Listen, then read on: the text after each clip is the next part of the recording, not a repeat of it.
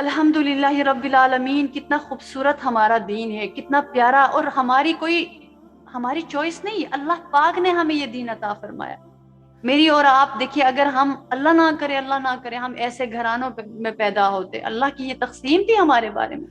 کتنا مشکل ہے کہ یا تو انسان کی اتنی جو ہے اس کی برین واشنگ ہوتی ہے کہ وہ اسی دین کو سب کچھ سمجھتا ہے، لیکن اگر اس کو حق کی سمجھ آ جائے تو سارے رشتوں کو توڑ کے جانا پڑتا ہے۔ یا تو یہ کہ محنت پوری زندگی کرے، ماں باپ بہن بھائی پھر اسلام قبول کریں۔ یہی ابتدائی دور میں صحابہ کرام رضی اللہ تعالی عنہم کو یہی تو مسائل پیش آئے ہیں، بڑی آزمائش پیش آئی ہے۔ جیسے حضرت ابو ہریرہ رضی اللہ تعالی عنہ کے بارے میں آتا ہے کہ ان کی والدہ جو ہے کچھ اس طرح بے ادبی کیا کرتی تھی، تو ایک دن حضرت ابو ہریرہ رضی اللہ تعالی عنہ نبی کریم صلی اللہ علیہ وسلم کی خدمت میں حاضر ہوئے اور عرض کیا کہ یا رسول اللہ صلی اللہ علیہ وسلم، آپ میری والدہ کے لیے دعا فرمائیں، وہ آپ کی بے ادبی کیا کرتی ہیں یا کچھ اس طرح اسلام کے بارے میں بات کرتی ہیں، وہ میری ماں ہیں۔ تو نبی کریم صلی اللہ علیہ وسلم نے ہاتھ اٹھا کر دعا فرمائی۔ تو آپ یقین جانیے گا کہ ایک تو اللہ کے رسول کی دعا، لیکن دوسری بات کہ دعا کرانے والے کا یقین، کہ حضرت ابو ہریرہ کے یقین کی گہرائی دیکھیے کہ انہوں نے دوڑ لگائی۔ ان سے کسی نے پوچھا کہ آپ دوڑ کیوں رہے ہیں؟ انہوں نے کہا کہ میں دوڑ کے جا رہا ہوں، میں دیکھ رہا ہوں کہ میں پہلے پہنچتا ہوں یا دعا پہلے قبول ہوتی ہے۔ اللہ اکبر کبیرہ، کہ میں پہلے پہنچتا ہوں یا دعا پہلے قبول ہوتی ہے۔ اور جب ظاہر ہے اس زمانے میں چھوٹے چھوٹے گھر ہوتے تھے، اور کئی دفعہ ایسا ہوتا تھا کہ ایک گھر ہے، اس کے کسی ایک کونے میں واش روم سسٹم ہوتا تھا، اور ایک طرف جو ہے دوسرا، مطلب اس زمانے کے چھوٹے چھوٹے گھر ہوتے تھے، اور اسی طرح کا ایک دروازہ ہوتا تھا اندر جانے کا۔ کہاں بڑے بڑے اتنے صحن ہوتے تھے۔ تو وہاں پہ جا کے دیکھا دروازہ بند ہے، تو نوک کیا تو اندر سے آواز آئی کہ ابو ہریرہ ابھی اندر مت آؤ، میں مطلب بتاتی ہوں۔ پھر اس کے بعد وہ دروازہ انہوں نے کھول دیا، تو وہ شاور لے کے آ گئی اور فوراً کہنے لگی کہ مجھے نبی کریم صلی اللہ علیہ وسلم کی خدمت میں لے جاؤ، میں نے کلمہ پڑھنا ہے۔ اور پھر پتہ چلا ابو ہریرہ رضی اللہ تعالی عنہ کے پہنچنے سے پہلے پہلے ان کے دل کو اللہ نے ایمان کے نور کے لیے تیار کیا، اور وہ حاضر ہیں آنے سے پہلے کہ میں ابھی نہا کے تیار ہو جاتی ہوں، میرے بیٹے آئیں گے تو میں دوڑ کے، بلکہ ان کے آنے سے پہلے ہی جانا ہے۔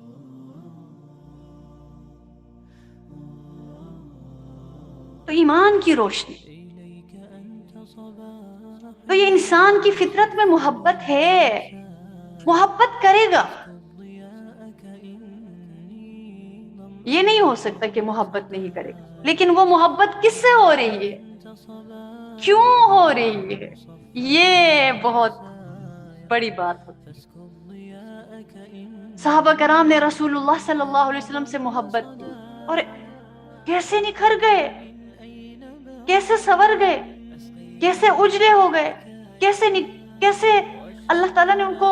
مقامات سے سرفراز فرمایا، کہ خود ہی دیکھ لیجئے کہ حضرت بلال رضی اللہ تعالی عنہ کہ کیا تھے، کیسے تھے، غلام ہیں، حبشی ہیں، لیکن اللہ کے رسول کے عشق سے، اور وہ اس لیے اللہ کے عشق کے لیے رسول اللہ صلی اللہ علیہ وسلم سے عشق ہے، ایسا عشق آ گیا، ایسا عشق آ گیا کہ اندر کھپ گیا، اندر کھپ گیا۔ مار کھا رہے ہیں، اللہ احد نہیں چھوڑ رہے۔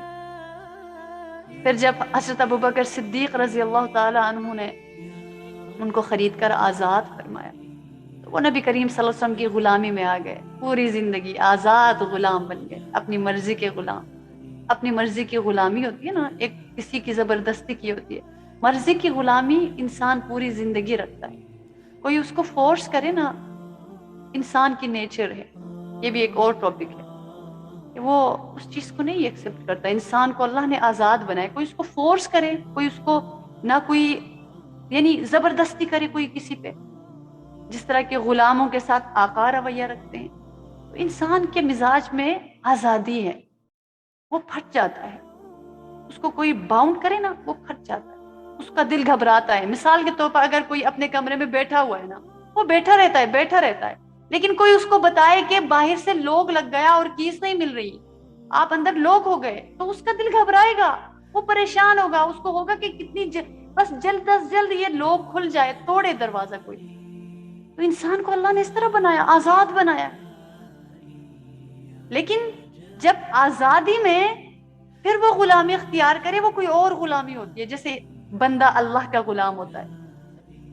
جدھر بھی جائے وہ اللہ کا غلام ہے، غلام سے بھی آگے جا کے عبد ہے، وہ اپنے آپ کو سمجھتا ہے اور اللہ کو پتا ہے یہ میرا غلام ہے، لیکن اللہ نے آزاد چھوڑ دیا ہوا ہے۔ تو انہوں نے کس طرح سے عشق کیا، اور ہمیشہ مجھے حضرت اقبال رحمہ اللہ تعالیٰ کے وہ اشعار مجھے بہت میرے دل کے قریب ہے، اتنے خوبصورت وہ اشعار ہیں۔ پھر میں اس کی تفسیر اور تفصیل میں نہیں جاؤں گی، لیکن اشعار بہت خوبصورت ہے کہ اقبال ان کی محبت کا ذکر کرتے ہیں، تذکرہ کرتے ہیں کہ کیسی محبت تھی، کیا ہو گئے، کیا سے کیا ہو گئے۔ وہ کہتے ہیں کہ چمک اٹھا جو ستارہ تیرے مقدر کا، اللہ، چمک اٹھا جو ستارہ تیرے مقدر کا، حبس سے تجھ کو اٹھا کر حجاز میں لایا۔ یعنی یہ جو مقدر کا ستارہ جب چمک اٹھا تو آپ حبس سے، جو کہ آپ حبشی تھے، اللہ تعالیٰ آپ کو نبی کریم صلی اللہ علیہ وسلم سے ملا دیا، عرب میں وہاں پہنچا دیا، مدینہ پہنچا دیا، مکہ پہنچا دیا۔ ہوئی اسی سے تیرے غم کدے کی آبادی، ہوئی اسی سے تیرے غم کدے کی آبادی، تیری غلامی کے صدقے ہزار آزادی۔ ہائے ہائے، یعنی وہ ایسی غلامی کے ہزاروں آزادیاں صدقے اور واری، وہ آستہ نہ چھٹا تجھ سے ایک دم کے لیے، جب جڑ گئے تو جڑ گئے، جب جڑ گئے ایسے جڑ گئے، ایسے جڑ گئے، ایسے جڑ گئے کہ اللہ کے رسول صلی اللہ علیہ وسلم جب وہ اذان دیتے تھے تو ایسے مستانہ وار، دیوانہ وار اذان دیتے تھے، آگے پیچھے پھرتے تھے کہ میرے رسول اب اس نماز کا وقت ہے، اب اس نماز کا وقت ہے۔ اللہ اکبر۔ اور اللہ کے رسول صلی اللہ علیہ وسلم دنیا سے تشریف لے گئے تو یہ بھی وہ مدینہ ہی چھوڑ کر چلے گئے، اور پھر خواب میں وہ بڑا مشہور واقعہ ہے، نبی کریم صلی اللہ علیہ وسلم کی زیارت ہوتی ہے اور وہ پھر تشریف لے آتے ہیں۔ اللہ اکبر کبیرہ، کس قدر محبت کہ ان سے رہا نہیں گیا کہ جس رسول محترم صلی اللہ علیہ وسلم کا نام میں اذان میں لیتا تھا، اور جو مدینہ میں ان کی موجودگی کا نور ہوتا تھا، بہاریں ہوتی تھی، اب تو وہ نہیں ہے، میں کیا کروں؟ تو یہ قلبی محبت کی انتہا، وہ آستہ نہ چھٹا تجھ سے ایک دم کے لیے، کسی کے شوق میں تو نے مزے ستم کے لیے، ایمان کے لیے، دین کے لیے، رسول اللہ صلی اللہ علیہ وسلم کی ذات پر ایمان رکھنے کے لیے، کسی کے شوق میں تو نے مزے ستم کے لیے۔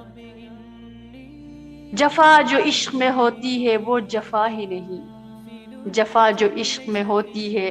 وہ جفا ہی نہیں، ستم نہ ہو تو محبت میں کچھ مزہ ہی نہیں۔ یعنی وہ محبت کیسی محبت ہے جس میں آزمائش کی چکی میں انسان کو نہ کوٹا جائے نہ پیسا جائے۔ اللہ کے راستے میں جو انسان چلتا ہے، اللہ سے محبت کا ذرہ اس کے اندر آتا ہے تو دیکھیے اس کو کوٹا جاتا ہے، پیسا جاتا ہے، ہر کوئی اس کو اس کے ظرف کے اکارڈنگ اس کی آزمائش ہوتی ہے، اس کا ٹرائل چل رہا ہوتا ہے، کوئی کسی کا چھوٹا دل، کسی کا بڑا دل، کسی کا چھوٹا ظرف، کسی کا بڑا، اس کے اکارڈنگ اس کی آزمائش ضرور ہوتی ہے۔ یعنی یہ حدیث پاک سے بھی ثابت ہے کہ یہ تو پکا ہے، موت برحق ہے، وہ تو آئے گی، دنیا میں جب تک رہیں گے آزمائش تو ہوگی، امتحان تو ہے،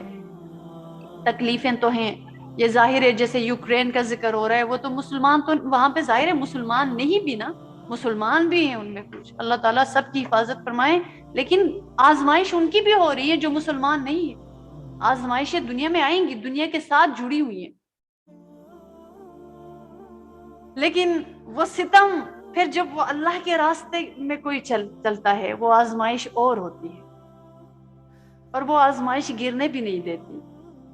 لیکن کئی دفعہ ایسا بھی ہوتا ہے کہ اٹھنا بھی مشکل ہو جاتا ہے، لیکن پھر بھی اٹھ جاتا ہے انسان۔